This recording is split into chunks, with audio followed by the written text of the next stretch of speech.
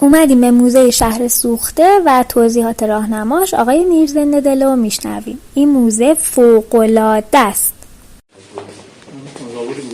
زابلی بود. نه فارسی نه مشاله.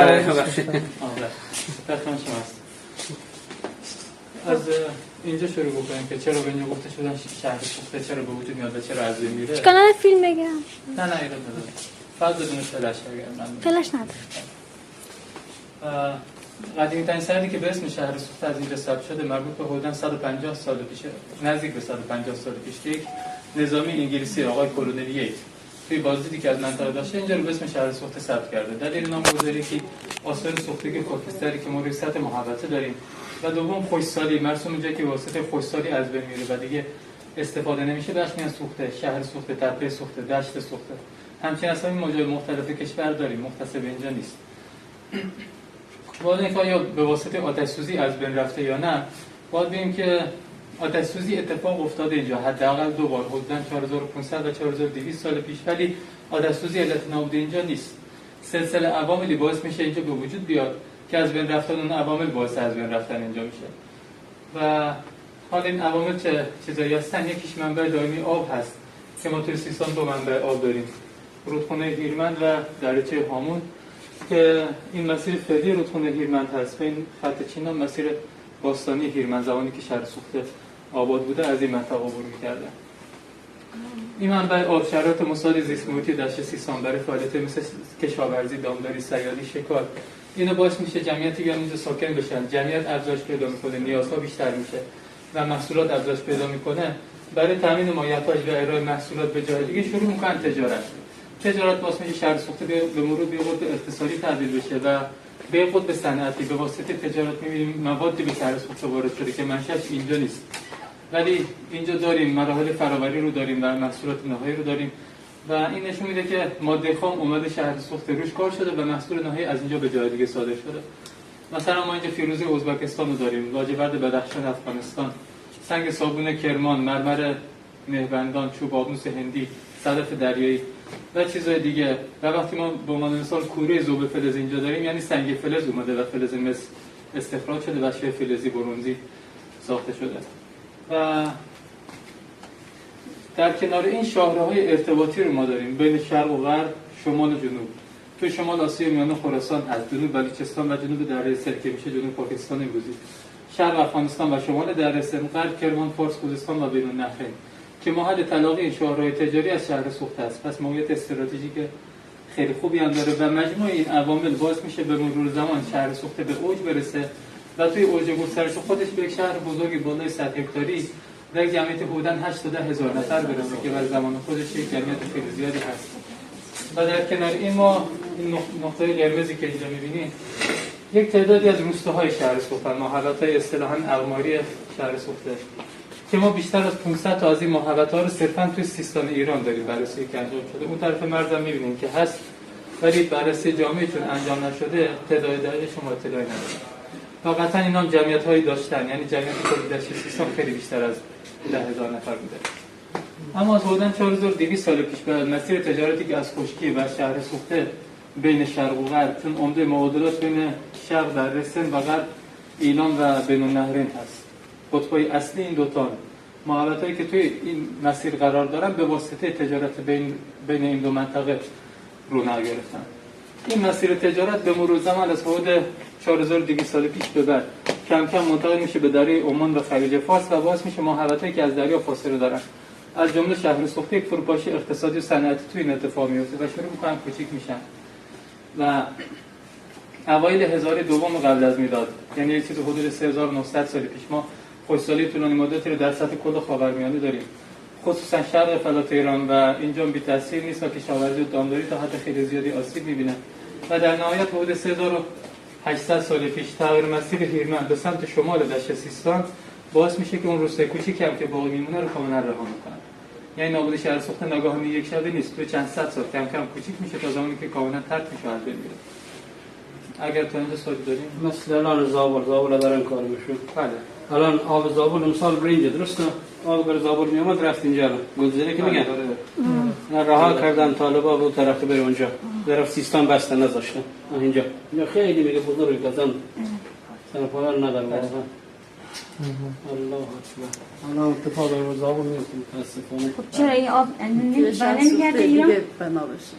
ایران دیگه 100 زدن توی همین قسمت ها دیگه شده. این مسائل و سیاسی کار دیپلماسی دیگه انجام بشه. سیاسی بله. آره مسائل سیاسی که کلا اینا برای کردن جنگ گذاری کرد. خیلی اینا میگه وسیع، خیلی وسیع. اشیا بر پر نمیشه. یه کلا اونجا بر خودشون شورزار یعنی آباد حاضرم به شورزار بفرستن. سیستان نفرستن. ماشاءالله خیلی خوب بفرمایید. حالا توی حفاری که توی شهر سوخته انجام شده با سری اشیایی رو داریم که یک سری اشیای بقول تکراری هست توی هر حفاری پیدا میشه و حالا تایید کننده یا رد کننده اشیاء قبلی هست. یه سری اشیا هم هست که شاخص هست، یعنی یا مشابه اون یا پیدا نشده یا خیلی کم پیدا شده توی کل جهان. از این اشیاء شاخص ما 6 تا توی شهر سوخته داریم که این 6 حالا نمونه دیگه هم هست، ولی این 6 تا الان هر کدوم در نوع خودشون قدیمی‌ترین نمونه که توی جهان شناسایی شده. چشم مصنوعی هست، تصاویرش ما اینجا داریم، اصلشون اینجا نیست. جام انیمیشن هست، تخته بازی، جمجمه جراحی شده، هنر معرف‌کاری روی چوب و خطکش چوبی که هر کدوم تا الان در نوع خودشون قدیمی‌ترین نمونه که خطکش کجا خطکش؟ اون تصویر آخری هست. این عکس پشت خطکش هست، عکس روی خطکش هم شما بگیرید. اینم عاقبت انسان با ظاهرش که اصلا اینم ولی عمله. یعنی که با نشون میده چون مشابه همچین تخت بازی جای دیگه هم پیدا شده. ولی خود نمونه شهر بازم اینا یه مال 20 کنم دور خودش حلقه زده، دو خودش توی دهنش گرفته. یعنی کی بوده؟ 60 تا مهره داریم، 5 تا مهره هست، 2 تا تاس خینه که از تاساش هست، عدد 1 2 3 4 و اینکه به چه شیوه دقیقاً بازی انجام می‌شده اطلاعی نداریم، ولی می‌دونیم برای پر کردن اوقات فراغت فعالیت فکری انجام شده.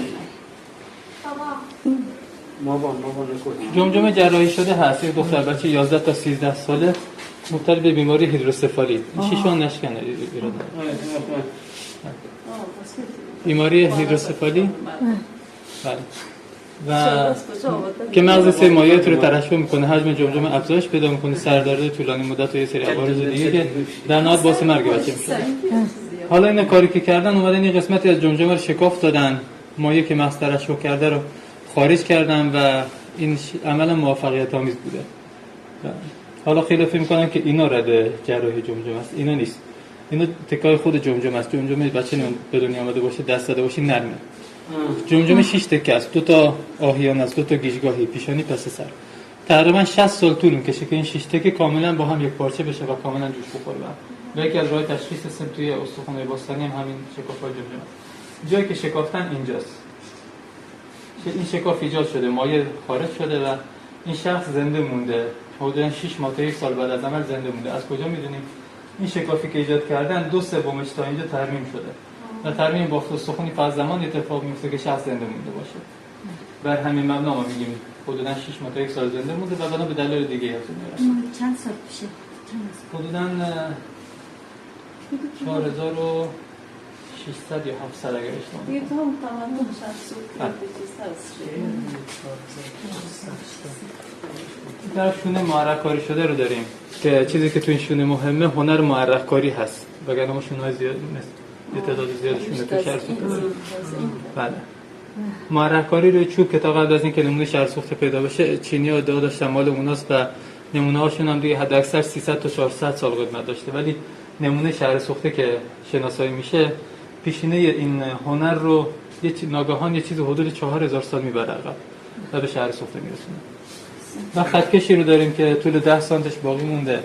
این تصویر پشت خطکش هست، شما گوگل سرچ بزنید تصویر روش هم میاد که با مقیاس‌های امروزی ما هر نیم میلیمتر یک درجه بندی داره. و خطکش‌های معمولی که الان ما داریم 1 میلیمتر دقتشون. و این نشون میده که با مقیاس‌های دقیق اندازه‌گیری آشنایی دارن.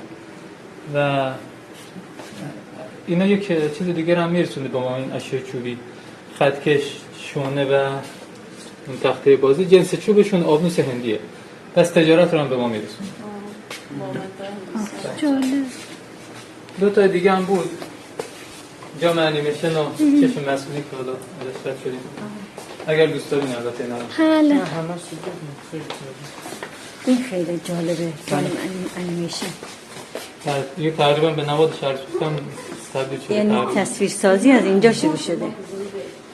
این قدیمی ترین نمونه است. حساب مثل کارتون و اینا، درسته؟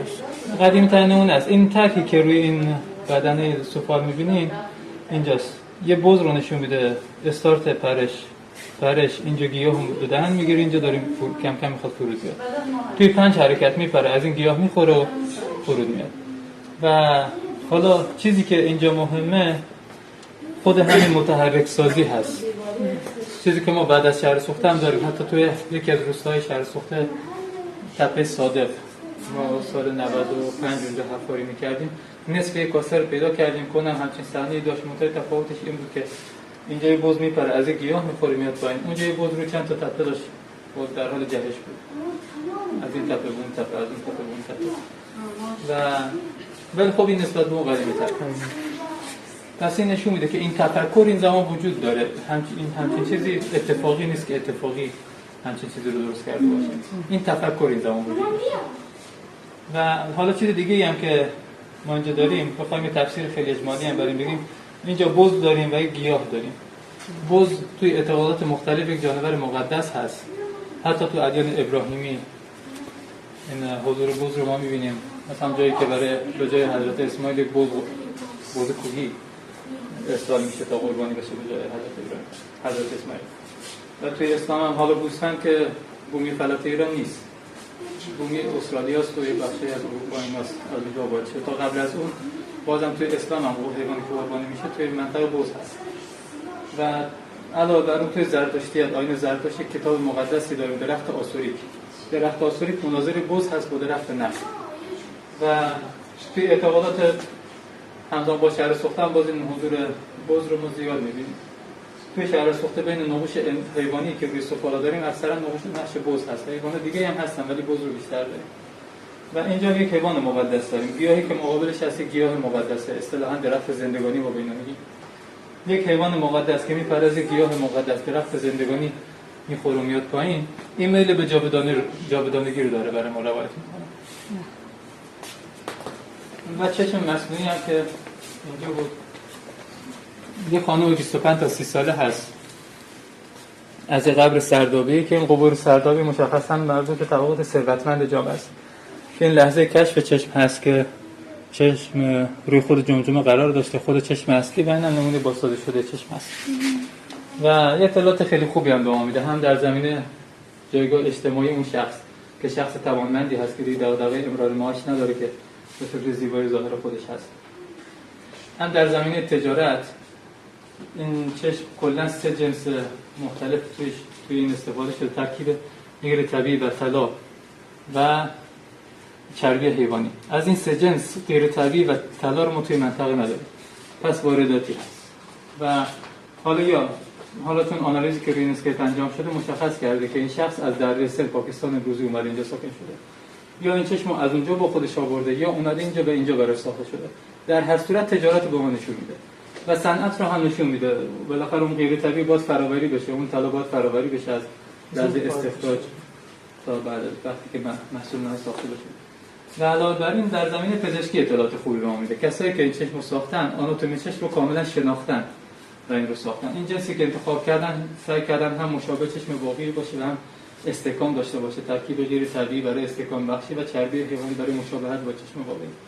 اون رگای چشم رو با مفتولات طلایی با ضخامت کمتر از 0.5 میلیمتر با دقت خیلی زیادی مثل یک چشم واقعی طراحی کردن. لکه‌های رنگ سفید روی این چشم باقی مونده هنوز که نشون میده چشم رنگ‌آمیزی شده بوده. یه دایره اینجا داریم که مردمک چشم از سفید جدا میکنه. یه سری خطوطی هم اینجا داریم که محل تلاقی این خطوط نقطه کانونی چشمه که فقط 0.9 میلیمتر اختلاف داره با چشم واقعی.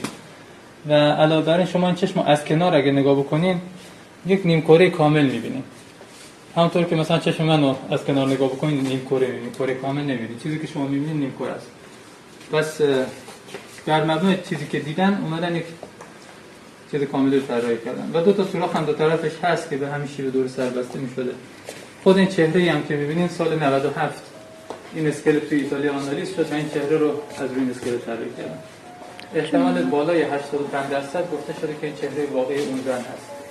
اگرم نباشه چهره، رنگ پوست، نوع بافت مو، نوع بافت لباس، زیورالات، اینا همه بر اساس مستند باستانی شده باشن شواهد سطحی بجا نمیزن یا به جای خارج از دشت سیستان، احتمالاً منطقه ترکمنستان وارد اینا رفته باشن و بعد از اینکه 1200 سال شرایط نامساعد بوده برای زندگی، دوباره که مساعد شده دوباره برگشتن. چون در طول تاریخ بارها اتفاق افتاده، سیستان هر وقت خراسانی شده مردمش به سمت شمال، حالا خراسان، آسیای میانه و به قول منطقه مازندران، گلستان امروزی رفتن و بعد از اینکه دوباره شرایط مهیا شده دوباره برگشتن. اینا احتماله تا وقتی که آزمایش جزئی انجام نشه ما نمیتونیم بگیم. این پاسون کی وارثان تمدن بیشتر توی این منطقه؟ همین 1300 سالی وقت خیلی بزرگ تاریخیه که ما داریم، این خیلی مبهمه برای ما.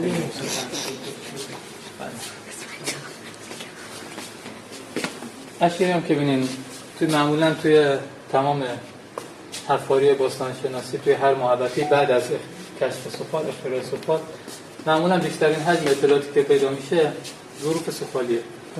شهر سوخته هم مستثنا نیست. ما انواع و اقسام ظروف سفالی رو داریم: کوزه، کاسه، خمره، جام، ظروف لوله‌دار، ظروف اصطلاحاً حالت گلدانی مانند و تنگ مانند و مدل مختلف دیگه رو داریم که اینا از چند نظر قابل دسته‌بندی هستند. که از نظر رنگ خمیره که 3 دسته اصلی داریم: ظروف نخودی، ظروف قرمز و ظروف خاکستری که جلو داریم. از نظر نقاشی 2 دسته کلی هستند: ظروف ساده و ظروف منقوش. منقوش خودش باز 2 دسته است: رنگ و چند رنگ یا پلیکروم اصطلاحاً. باز خود نوع نقوششون چند دسته میشن: نقوش هندسی داریم، نقوش حیوانی داریم، گیاهی داریم و خیلی خیلی کم نقوش انسانی هم داریم. مثلا نقوش هندسی هستن، نقوش حیوانی رو داریم. اونجا نقش شبیه همون جامعه نشون درسته؟ بله؟ شبیه همون جامعه. شبیه، ابعاد اندازش هم تقریبا همین اندازه است. ولی نقش روش متفاوته. مثلا نقش گیاهی رو روی اونم داشتیم جامعه نشون. نقش انسانی هم خیلی کم داریم. ولی خب همون که خیلی کم بالاخره داریم دیگه. اینا تاریخشون بعد چند سال هست؟ اشیایی که توی موزه می‌بینید کلاً 5200 تا 3800 سال خدمت داره. البته جدیداً این بازه زمانی استقرار شهر سوخته است. جدیداً آخرین حفاریامون نشون میده که این تاریخ 5200 مقدار عقب‌تر هم میره، تا 5500 سال میرسه خدمت شهر سوخته. و ولی خب اون شواهد 5500 سال رو ما هنوز توی موزه نداریم. مرحله مطالعاتی آزمایشگاهی. تا الان قدیمی‌ترین تمدن کشف شده تمدن وقتی بگیم 10 تا شاخص هست. این 10 شاخص تو هر محوطه‌ای باشه محوطه تمدن. مثلا حالا 4-5 تا بخوام بگم: جمعیت زیاد، وسعت زیاد، جامعه طبقاتی، جدا بودن قسمت‌های مختلف شهر از هم، تجارت فرامنطقه‌ای، خط و چند تا دیگه است. اینو تو هر محوطه‌ای باشه محوطه میشه تمدن.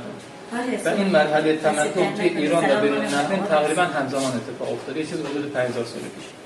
پس ما نمیتونیم بگیم دقیقاً کدوم تمدن قدیمی‌تر از اون یکیه، چون تقریبا همزمان.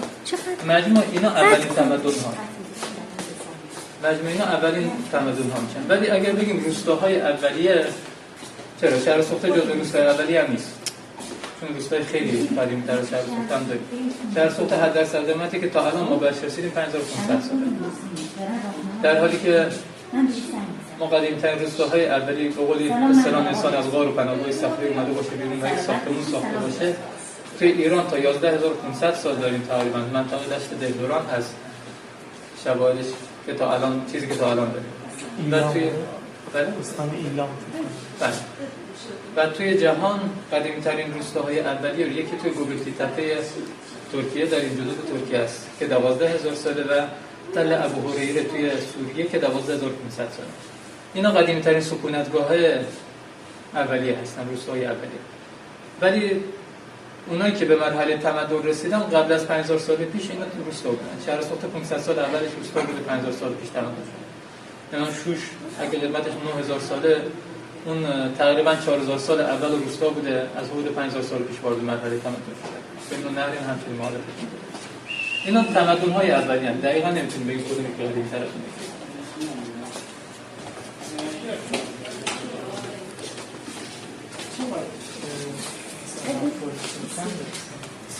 خیلی بله 1.8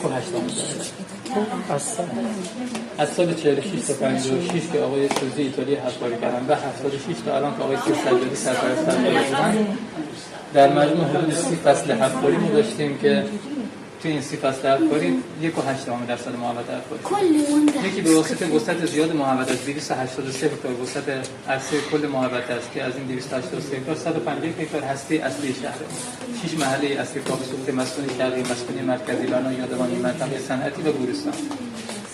اسکلت واقعی انسان، خب انسانش که میگن اسکلتش که مثل همین اصطلاحی معمولیه میگن قدیم فرق میکرده. نه اصلا فرق نداره. چرا اون انسان چندین هزار سال پیش میگفتن اون انسان‌های نخستین بله اونا فرق می‌کنن. اونا شبه انسان هستن. انسان مدرن امروزی نیستن. انسان‌های مدرن امروزی مثل همین اسکلتایی که می‌بینید از حدود 20000 سال پیش 15 تا 20000 سال پیش کردن. الان از اینجایی که تو شهر سوخته بیرون اومده این شبیه سازی شده است یا واقعیه؟ من اینجایی که شهر سوخته چیزی ساخته نماش میگن خونه‌های گنبدی پایین که نه اون جدیده. سبک معماری سنتی امروزی سیستانه. خود خونه‌های زمان مردم شهر سوخته هم ابعاد اتاقاشون کوچیک‌تر بوده هم سقف‌هاشون گنبدی نبوده. با تیرای چوبی پوشیده می‌شده. چون اون زمان هنوز تاق و ستون و گنبدی اینا به وجود نیامده. یکی از دلایلی هم که ابعاد اتاقا کوچیک هست همینه. چون تاق و ستون و گنبد به وجود نیامده هنوز. مسئله خشت و گل توانایی باربری زیادی نداره که بخوان اتاقای بزرگتر درست بکنن. اتاق بازسازی کردن اینجا رو. معلومه که بعد حفاظت شده، بازسازی نشده. بازسازی یعنی مثل روز اول دوباره بسازیمش، ولی حفاظت و مرمت یعنی تضمینش. بله. توی همون وضعیتی که کشف میشه، توی همون وضعیت ما حفاظتش کنیم، نگهداریش کنیم. یه لایه حفاظتی کاغذ فراگیر می‌کشیم. ایشون توی لغتش بزرگتر بودن یا نسبت به نسخه الان؟ نه. نمی‌اندازه بده. بله. میانگین قدی برای زنان 160 تا 165 هست، مردان 165 تا 170. الان همونجوری. بله. من شنیدم شما بلندتر بودن. نه هیچ تفاوتی نداره. بلندترین قدی که داریم برای زن 185 سانت هست که اون خانمی که چشم مصنوعی داره و بلندترین قد مرد 192 سانت. یعنی خانم هم قد من 185. این هم که می‌بینیم بعضی جا قبرها مثلا چند متر، مثلا قبر کوفاجه 6 متر، حالا 6 متر خوبه. مثلا توی سوریه قبر یکی از پیامبران هست 30 متره. این دلیل بر این نیست که قد اون شخص مثلا 30 متر بوده. این جایگاه اجتماعی اون شخص هست. طول قبر که زیاده، جایگاه اجتماعی اون شخص بین مردم محل مردم منطقه است که طول قبر زیاد میگیرن که هم جایگاه اجتماعیشون نشون میده و هم همزمان افراد بیشتری بتونن افراد بیشتری باش تحمین کردن. ها دوره اسلامی که ما البته بازسازی نمی‌کنیم. این زمان ای خدا. و این طرف ما ظروف سنگی رو داریم، مدل‌های مختلف از ظروف سنگ مرمر، کاسه ها رو داریم، جام ها رو داریم، پیاله‌های کوچیک، هاون، مشعل، سرمدان، یه سری ابزارش سنگ مرمری دیگه که آدمش اینجا نیست ولی که مثلا بود نگهداری میشه. و خود این مرمر می‌بینیم لایه از کوچکترین اشتباهی باعث میشه از هم بپاشه. پس هنر صنعتگر هم نشون میده. با ظرافت اینو درست بکنه و صیقل بده که نه تنها نشکنه بلکه ظرافتش به اندازه باشه که نور خیلی راحت ازش رد کنه. قبرایی هم که می‌بینین متوجه شدیم توی همین دو تا ساختار معماریشون متفاوته. اونی که چاله ساده بود، این چاله دو دیواره خشتی، این یکی چاله دایره شکل و دیواره خشتی. دو قسمتی داریم، سردابی، شکل سردابی، صندوقچه‌ای. دو تایی با هم توی یک روز بودن. بله. این زن و مردن. این زن و مردن هست. و چرا مدل مختلفه؟ حداقل از دو تا عامل سرچشمه میگیره. یکی طبقات اجتماعی هست که هر طبقه اجتماعی از یک ساختار استفاده کنه. مثلا قبور ساده نمونه اولی که دیدیم طبقات فقیرتر و متوسط جامعه است. قبور سردابی که ما نمونهش تو موزه زاهدان داریم و خود محوطه هم هست که مربوط به طبقات ثروتمند جامعه است. بعضی از اینا اعتقاد مذهبی میتونسته باعث تفاوت ساختار قبر باشه. مثلا قبور دو قسمتی که جلوتر داریم یک اعتقاد مذهبی احتمالاً باعث شده این قبر رو با دیوار خشتی دو قسمت بکنن و فقط از یک طرف استفاده بکنن، طرف دوم معمولاً خالی هست. و در مورد بعضی از این قبور یک احتمال سومی هم ما میتونیم بدیم که منحصر به فرد هم. مثلا از اون ساختار قبل فقط یکی یا دو تا یا سه تا پیدا شده. اینا میتونن افرادی بوده باشن از منطقه دیگه که اومدن اینجا از دنیا رفتن و به فرهنگ منطقه خودشون داخل شده باشن. حالا اینم که چرا تو این قبر 2 نفر دفنن. اول اینو بگم تو این قبر 13 نفر دفن بودن. 13 تا انسان و 3 تا سگ. داخل این قبر دفن بودن. و یک قبر دست جمعی هست. این قبور دست جمعی ما از قبور دست جمعی رو ما از 2 نفر تا 27 نفر داخل قبر داریم. و اینا اکثرا آرامگاه خانوادگی هم. یعنی به مرور زمان هر روز از خانواده از دنیا رفته قبر باز شده. اسکلت قبلی کنار زده شده، نفر بعدی دفن شده. اینا آرامگاه خانوادگی میشن. حالا بعد به هم چسبیدن استخونا رو. بله. یا این کنار زده باشن استخونا مگه نمیپاشه اصلا؟ چرا؟ جمجمه مثلا ممکن بیفته پایین پا، اینا استخوان رو ممکن بیفته بالا سر دنده ها به هم بریزه. با آزمایش فهمیدن کی مال بدن کدومه؟ بله؟ اونا دیگه سخت مشخص میشه. اگه طرف استخوان شناس باشه، انسان شناس باشه که تشخیص بده. راحت نیست تشخیصش. ولی این 2 نفر چون آخرین نفراتی هستن که توی این دفن شدن، ساختار آناتومیشون منظمه. هر استخوان سر جای خودشه، مشخصه که این استخوان مال هم شخصه. و به همین دلیل هم هست چون زن و مردن که روبروی همینطوری دفن شدن، به همین دلیل ما اینو اینجا گذاشتیم برای بازی. اصطلاحاً به این فرم از قبور که زن و مرد روبروی همینطوری دفن میشن اصطلاحاً میگن قبور عشاق. جای دیگه هم ما داریم، توی حسن‌جو هم داریم مثلا. و جای دیگه هم.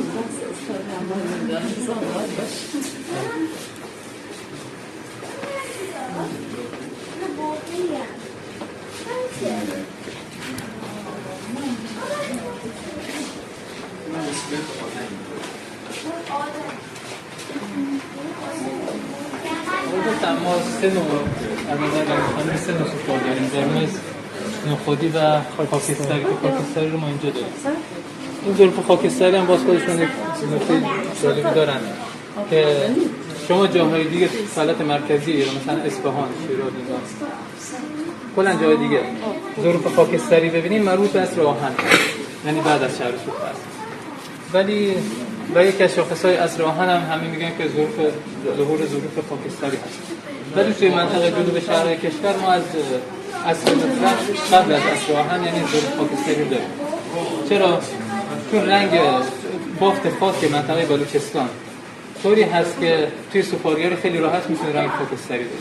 بر همین اساس ما از عصر مطلق از حدود 5000 سال پیش توی منطقه ظروف خاکستری داریم، در حالی که توی فلات مرکزی ایران حدوداً 3000 تا 3500 سال پیش ظروف خاکستری پیدا میشه. و 3 مدل ظروف خاکستری داریم که از این 3 مدل دو مدل وارداتیه از منطقه بلوچستان و بنفور وارد شده و یک مدل تلاش خود مردم شهر سوخته است برای اینکه بخوان همچین ظروفی تولید بکنن. چرا رنگشون خاکستری میشه؟ برمیگرده به محیطی که محیط کوره‌ای که اینا توش پخته میشن. اصطلاحاً محیط احیایی بهش میگن. یعنی کوره‌ای که درست میشه، سفال داخلش گذاشتیم، سفال خام که تازه از چرخ سفالگری فرم دادن و می‌فرزن داخل کوره میذارن، آتیش روشن میشه. یه مدت که میگذره، یک زمان خاصی که بگذره، تمام منافذ کوره کاملا مسدود میشه تا اصطلاحاً آتیش خفه بشه. حالا آتیش نیاز به اکسیژن داره برای سوختن. اکسیژن داخل کوره که تمام میشه، این شروع میکنه اکسیژن مغز سفال میگیره، به جای اکسیژن بوده وارد سفال میکنه و این میشه محیط احیایی و باعث میشه که رنگ سفال از اون حالت اولی به خاکستری تغییر بده. در سر دوده. بله.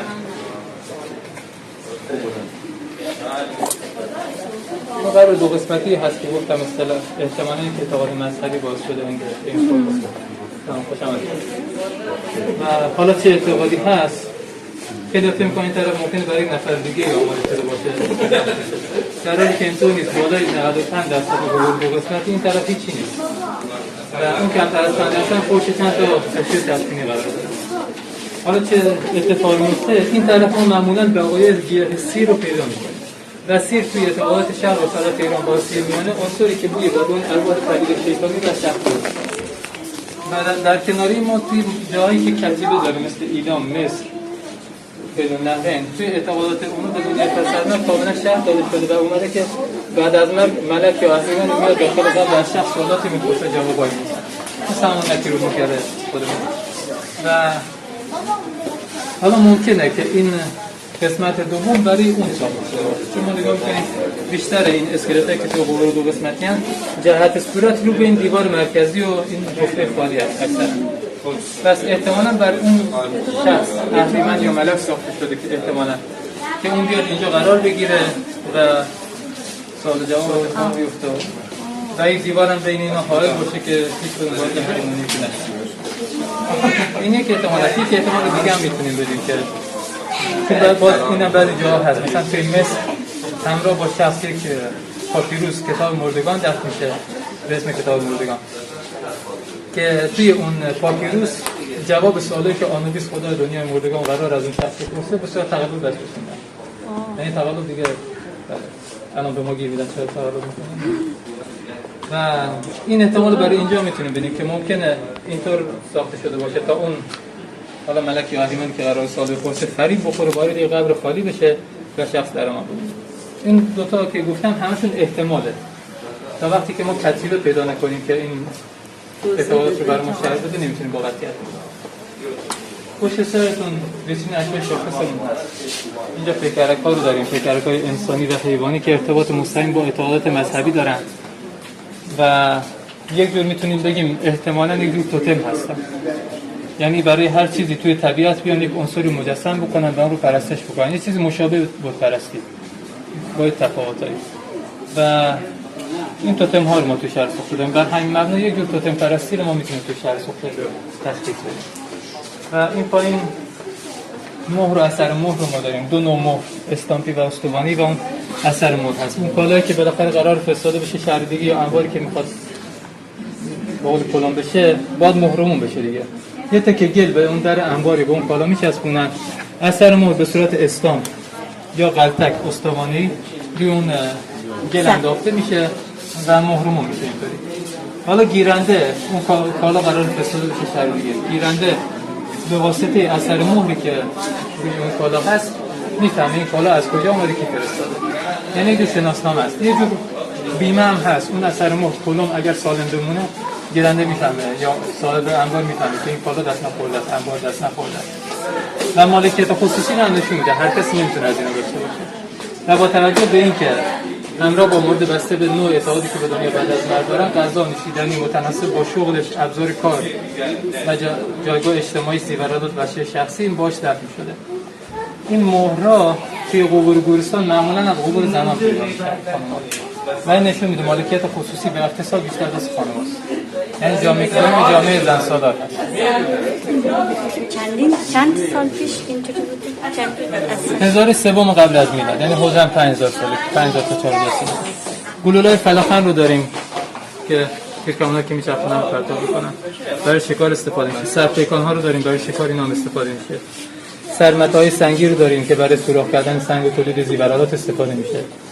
اره‌ها و تیغ‌های سنگی رو داریم و بقای مواد غذایی و مواد گیاهی، هسته انگور، دونه انگور، بقای غلات و چیزای دیگه که شناسایی شده. و این پایین ما شواهد تولید و محصول نهایی رو داریم. همون چیزی که من ابتدای حرفم گفتم که ماده خام میامد اینجا و استحصال میشده و محصول نهایی تولید میشده.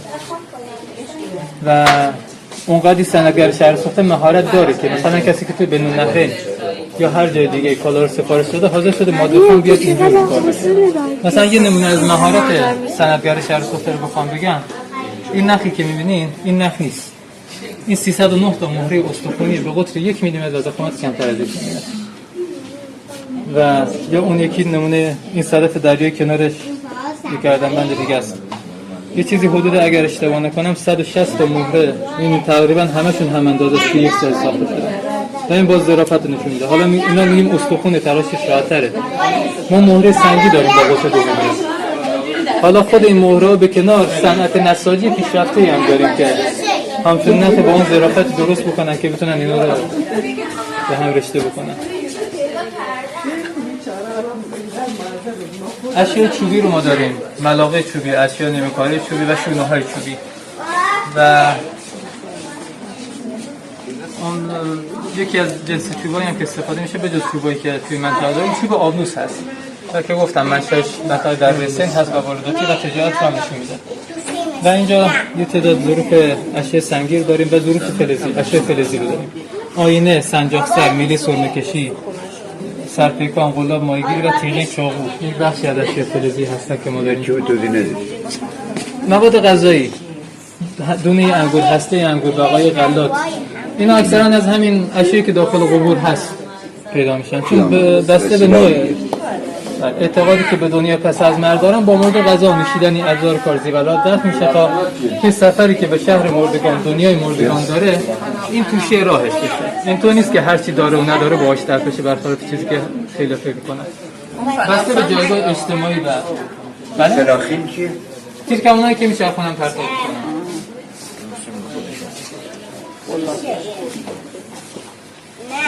هرچی این شخص فقیرتره اشیایی که باش دفن میشه کمتره، هرچی ثروتمندتره اشیایی که باش دفن میشه یا بیشتر یا متنوع‌تره.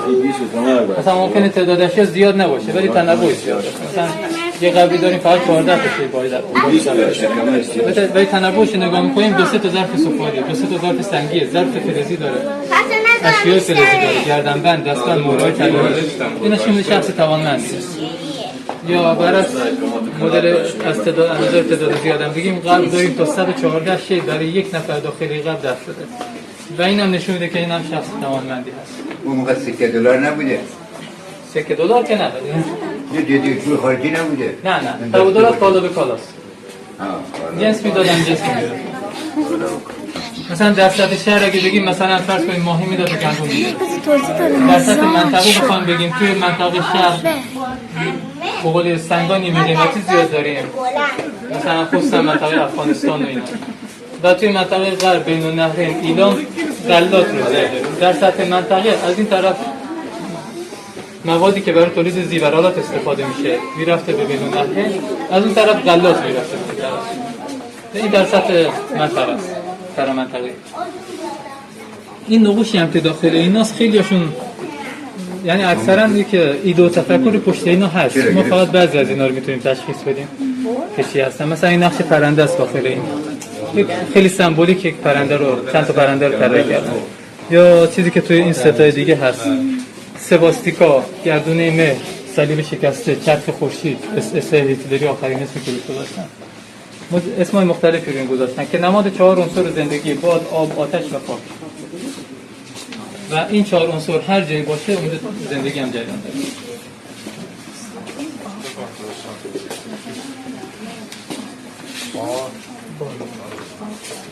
قبرش که خیلی کوچیک هست قبور صندوقچه‌ای که این شخص تا جایی که تونستن جمع کردن که تو این قبر کوچیک جا بودش که اینجا مدلای بله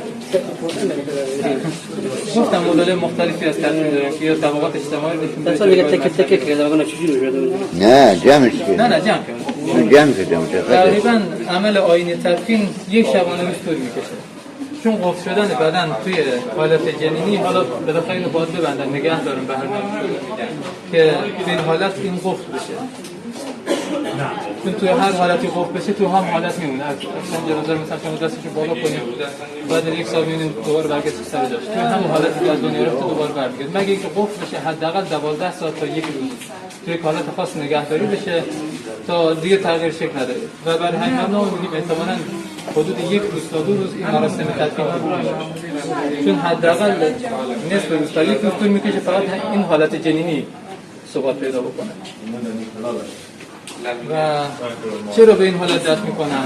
ما می‌بینیم بیشتر از 90% اسکلت‌ها به این حالت جنینی هستند. اونایی هم که صافاً حداقل دستا جمع شده است. یک رعایت کرد.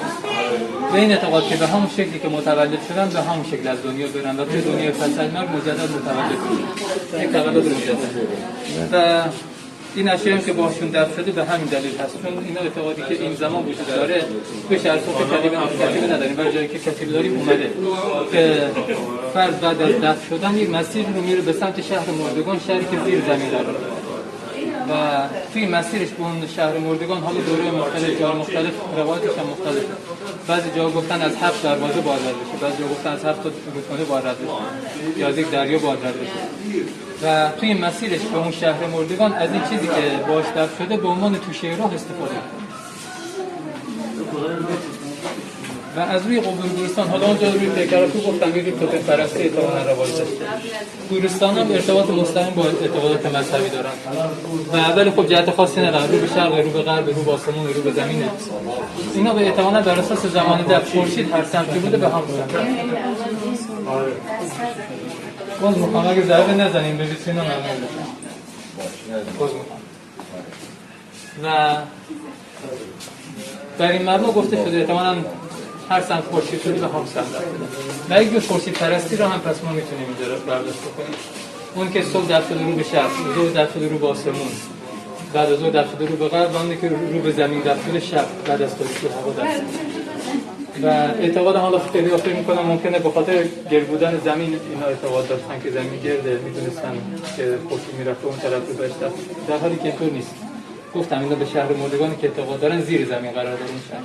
چرا؟ چون هر روز میدان خورشید از این طرف میره داخل زمین، از اون طرف میاد بیرون. اعتقادم اینه که از این طرف خورشید که غروب میکنه توی دنیای مردگان زیر زمین طلوع میکنه، از اون طرف که غروب میکنه توی دنیای مردگان، توی دنیای زندگان طلوع میکنه. پس اینایی که رو به زمین دفن شدن در واقع این طرف که شب اون طرف روزه، در واقع رو به خورشیدی دفن شده که توی دنیای مردگان داخل زمین قرار داره. پس بازم همون اعتقادات مذهبی رو به ما برسونه. و از یک زمانی به بعد تولید ظروف سفالی به واسطه افزایش جمعیت و افزایش تقاضا زیاد میشه و کارگاه سفالگری متعددی رو ما داریم و این باعث میشه که سفالگر شروع کنن برندسازی بکنن و این برندسازی رو به صورت علامت سفالگر ما به صورت یک نقش رنگامیزی شده کف سفال یا به صورت یک نقش بنده خیلی کوچیک روی بدن سفال داریم. این نمونه این امضای سفالگر، علامت سفالگر.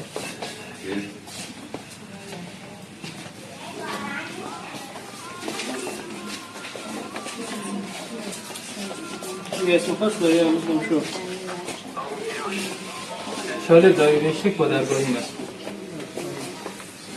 این که چاله دایره شکل با دیواره کشت. کمش کن.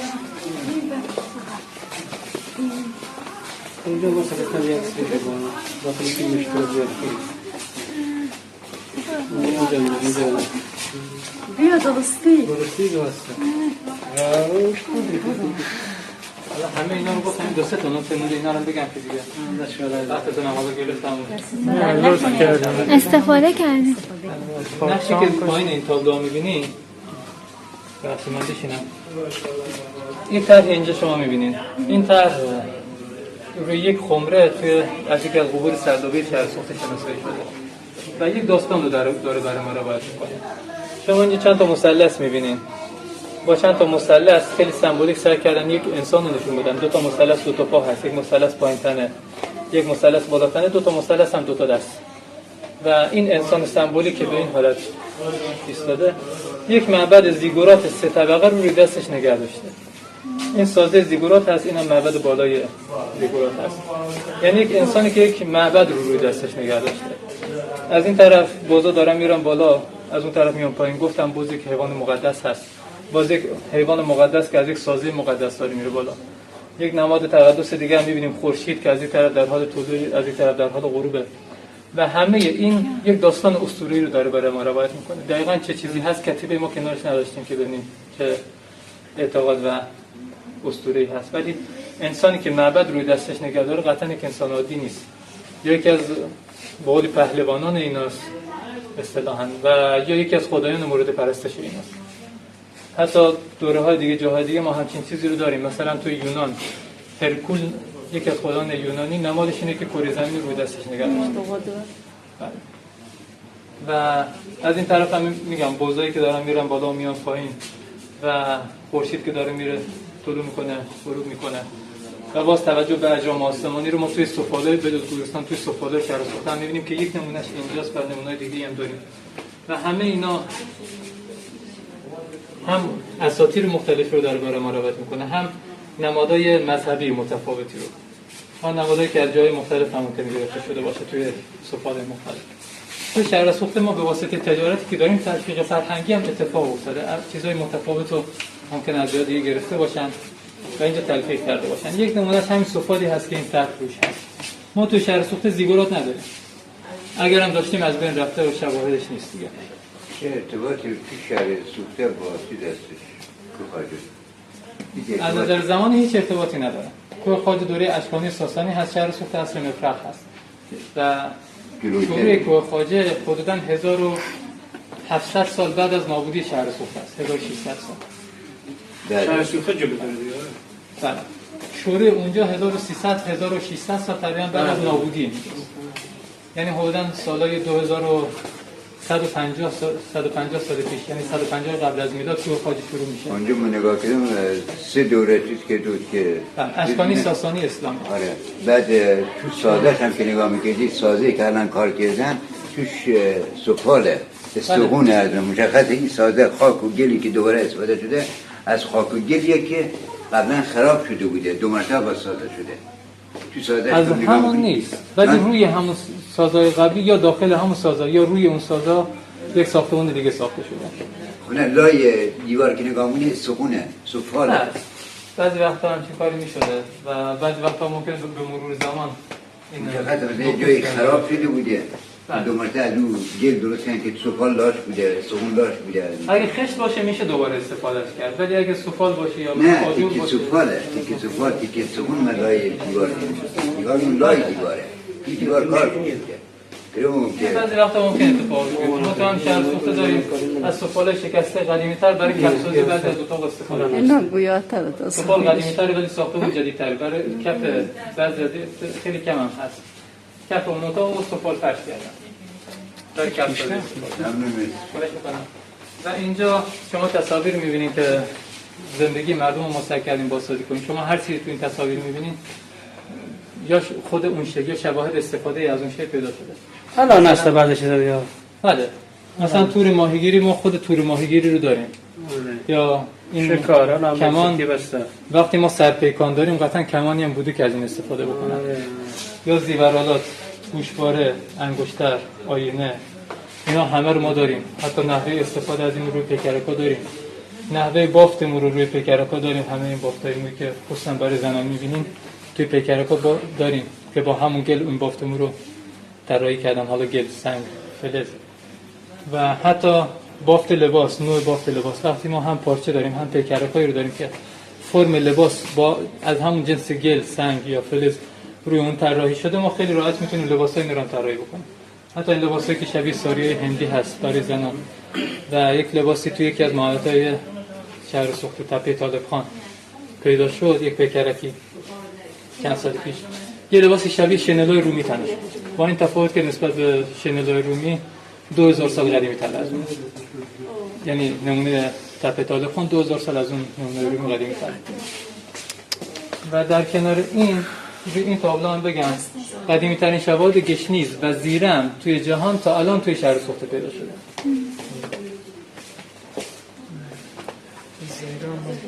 من این نکته در مورد این داشتم میگفتم تلفیق فرهنگی. این طرح رو ما داریم و خود سفال رو هم داریم. خود سفال، فرم سفال مربوط به آسیای میانه هست. این طرح روش یک طرح بین النهرینی هست و ایلامی بین النهرینی. یعنی فرم سفال رو از جای دیگه گرفتن، نقش رو از جای دیگه گرفتن، آوردن شهر سوخته رو ما ترکیب کردن. و یک تلفیق، یک شیء تلفیق درست کردن.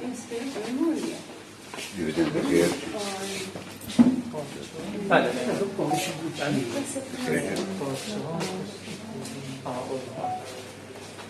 پاس ما بزرگترین بانک پارچه اصل مطلقی است.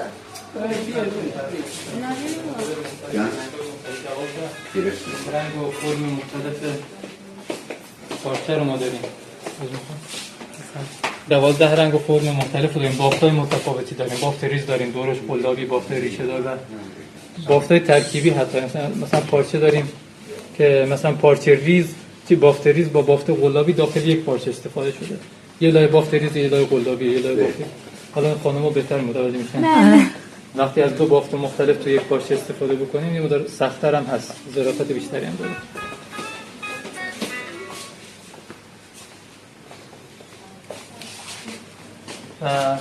تناب‌ها رو داریم. تناب‌هایی که هم جنبه کاربردی دارن، همون طرف تناب‌های تزیینی هم داشتیم، تناب‌های دو رنگ. و حالا بالاخره جنبه تزیینی داره بیشتر تا جنبه کاربردی. تناب‌هامون هم باز هم از جنس الیافی از کریم پارچه‌ها ازشون ساخته شده، هم از جنس نی و حصیر. تناب‌های حصیری هم داریم. و ظروف سبدای تصویری هم ما داریم، کار نمونهش اینجا نداریم ولی موزه ظاهران هست، میتونیم ببینیم اینجا تصویرش هم داریم، اینجا دوتر تصویرش بود که خیلی ممنون. بعضی از این پارچه‌ها بعد از چند هزار سال اونقدر سالم و تمیز موندن که شما میتونید مثل دستمال کاغذی اینا رو باز و بسته بکنید بدون اینکه براتون آسیب برسه. دلیلی هم که این مواد عالی، پارچه، استخوان، مواد غذایی، مواد گیاهی و خیلی چیزای دیگه سالم باقی تا این هست، سالم باقی موندن، خود خاک سیستان کشوره و نمک خودش کامل نگهدارنده است. به همین دلیل که آمدیم حتی اسکلت داشتیم موی سرش روی سرش دیده. اون خانم که چشم مصنوعی داره 2 سال پیش نمونه پوستش از استخوانش برداشتن، یعنی پوستش بعد چند هزار سال هنوز مونده بود. و اینه که اینجا می‌بینین میمون هست، اسکلت میمون هست. اولین تدفین میمونی که توی کشور ایران شناسایی شده و چند تا نکته رو ما در مورد میتونیم بگیم. یکی جایگاه اجتماعی صاحبش هست که اونقدر سطح رفاه اجتماعی بالایی داره که دغدغه امرار معاش نداره که به فکر پرورش حیوان خونگی هست و جایگاه خود میمون رو نشون میده نزد صاحبش که اونقدر جایگاه و جمعه هم داشته که دقیقاً به هم شیوه که انسان دفن شده این میمون دقیقاً به هم شیوه دفن کردن و چون یک بچه میمون هست که شیوه بچه‌های شهر سوخته دفنش کردن، یعنی قبل چاله ساده براش در نظر گرفتن و جام گلابی شکل براش دفن کردن یا اشیاء تدفینی باش دفن کردن. و یک اطلاع دیگه هم که با امیده میمون توی فلات ایران به صورت بومی نیست و این وارداتیه از دریای سند تمام باشه و اون طرف گفتم تو اون قبر 2 نفری که ما 3 تا سگ هم تو اون قبر داشتیم، 13 انسان و 3 تا سگ و پس یک سری حیوانات دیگه هم هستن توی گورستان شهر دفن شدن، بز هست و سگ. ولی تفاوتش با این میمون اینه که اولا اونا به صورت بومی چه اهلی چه وحشی تو منطقه هستن ولی این نیست وارداتیه و دومی که اونا همراه با شخص دفن شدن ولی میمون توی قبر جداگانه دفن شده و به شیوه انسان ها دفن شده و حالا اینکه چطور سر از اینجا در آورده اینه که طبق متون و نقاشی که ما توی بین النهرین مصر و ایران داریم این میمونای کالا تجملاتی بودن که بالی از منطقه دره سند به اون منطقه میرفتن و اهدای بزرگان پادشاهان دره سند به بزرگان پادشاهان اون منطقه دره سند چیز بین النهرین ایران نام مناطق بودن و شهر سوخته توی مسیر این تجارته. پس ما 3 تا احتمال رو میتونیم بدیم. اول اینکه اهدای یکی از بزرگان دره سند به یکی از بزرگان سیستان بوده باشه، شهر سوخته بوده باشه. دوم اینکه این میمون میتونه تو مسیر تجارت از دره سند به بین النهرین اینجا از دنیا رفته و اون تاجر اینو اینجا دفنش کرده باشه. و سوم اینکه میمون توی دره سند یک حیوان مورد پرستشه، یکی از خدایان این است و پس میتونه اون تاجر به قول این میمون رو به عنوان یکی از خدایان مورد پرستش خودش با خودش آورده باشه که اینجا از دنیا رفته و دفن شده. از بین این 3 تا احتمال اولی قوی تره که اهدای یکی از بزرگان اونجا به یکی از بزرگان اینجا بوده باشه. چرا؟ چون به شیوه مردمان شهر سوخته دفن شده و سفالی هم که باش دفن شده شاخصه فرهنگ تمدن حوزه سیستان هست، چون هر دوره یک شاخصهای فرهنگی روی سفال خودش داره. مثلا موضوعی که ترکمنی داریم توی ویترینام بود که مربوط به منطقه ترکمنستان هست، آسیای میانه. نمیدونم منطقه ظروف پولیکروم چند رنگی که اونجا داشتیم، منطقه مربوط به دره سند خصوصا منطقه نال پاکستان هست و جاهای دیگه اگه شناسایی بشه یا عضو گرفته شده از اون منطقه هست یا اینکه از اونجا برش وارد شده. و شاخصه فرهنگی تمدن رودخونه هیرمند یعنی شهر سوخته توی انتهای رودخونه و موندیگاک توی قندهار افغانستان، اونم کنار رودخونه هیرمند. اسمش شده موندیگاک توی قندهار افغانستان. این 2 محوطه بول 2 محوطه اصلی حوزه تمدنی هیرمند منطقه سیستان و ارتباط خیلی گسترده هم با هم دارن و با مناطق دیگه دارن و ظروف گلابی شکل شاخصه فرهنگی این 2 محوطه است، این حوزه فرهنگی سیستان هست و جاهای دیگه اگه پیدا بشه از اینجا به اونجا منتقل شده یا اردو گرفته و میگم با این میمون شیعان که دفن شده شاخصه فرهنگی این منطقه است. پس این احتمال اول که اهدای بزرگان اونجا به یکی از مردمان اینجا بوده باشه خیلی بیشتره. علت مرگش هم ظاهرا نگهداری توی قفس بوده.